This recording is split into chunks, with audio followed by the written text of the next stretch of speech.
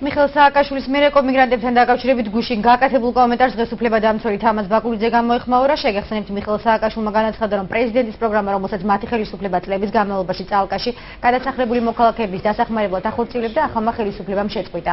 სწორედ ამ განცხადების გამო თამაზ ბაკურიძემ პრეზიდენტს სისხლის დიდოსტატი უწოდა და განაცხადა, რომ 6 წლის განმავლობაში მას და მის გუნდს არაფერი გაუკეთებია ამ ხალხის დასახმარებლად.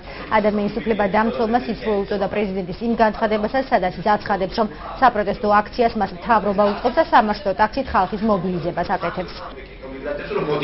მე დავწერე სამის პოლიტიკის გვაქვს დიდი აქცია იქ, მაგრამ იმაზე რასაც მიშამ დააგოს ადმინისტრაცია არ ელოდება რომ იქ შევახცე. წინამთავრობაზე ამის გადაბრალება უბრალოდ უსინდისობა, იმიტომ რომ ჩვენ ყოველ წელიწადს ხონდა პროგრამა გავაკეთებთ, ჩვენ ავაშენეთ რამდენიმე მაღალსართულიანი სახლი, უამრავ სახლში მივეცეთ უსახკაროების ბინები და ქონდა 80 მილიონი ჩადებული წელს. მე ვნახე პრემიერი შეხვედრა წალკელ მიგრანტებთან და თავრობაზე, ძველ თავრობაზე ხელის გაშვება უცოტ არ იყოს უხერხული, იქნება გამომდინარე, რომ ჩვენ ძალიან კარგად ვიცით რა ფულის ხარჯავთ წინაწევში და რა ფულის ხარჯავს ვაპირებთ წელს.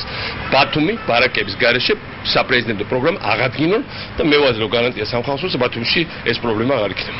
ის რომ დღეს ეს ხალხი და ხვალ დარჩებიან უსახკაროდ არის იმის მიზეზი, რომ სახელმწიფომ სათანადო და ყურადღება არ მიაქცია ამ ადამიანებს, რა თქმა უნდა, პრეზიდენტ მიხეილ სააკაშვილის ხელმძღვანელობით. ასე რომ მისი გუშინდელი განცხადება იყო აბსურდი და დაცინვა.